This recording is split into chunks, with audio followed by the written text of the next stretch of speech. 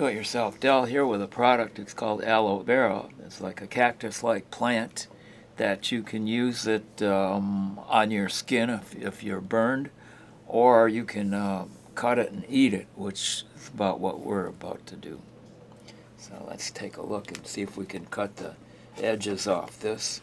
And then you can see that, you can feel that this is what it looks like on the inside there. And actually you can see right through it. So we're going to take some and we're going to try to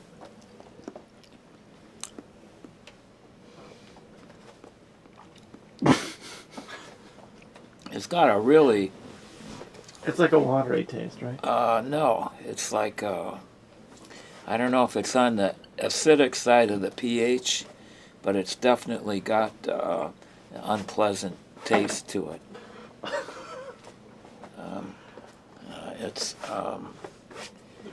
It's bitter.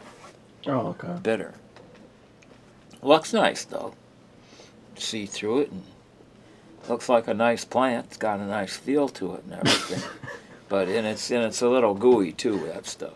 It's like. But that's more for your bitter for your skin, I think, than the eating part. But apparently in Mexico, they use this to with other ingredients to put it in a taco or to put in a salad.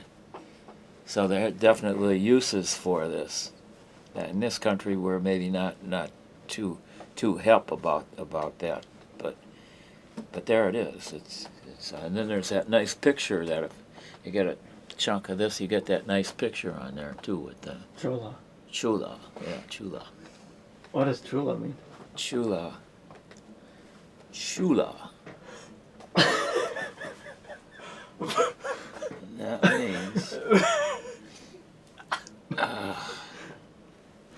That means there's. See what it says underneath there. What's that word underneath there? Aloe vera leaves. Aloe vera. No, I mean right under chula. Brand. Okay, yeah, that's the brand. That's what it means. Chula. Chula brand. Aloe vera, and they probably call it something else down there. They probably maybe don't call it aloe vera, but there it is. Well, we gave it a shot. Yeah, we did.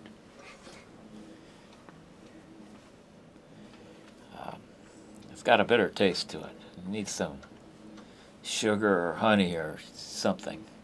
Okay, so enough said about that.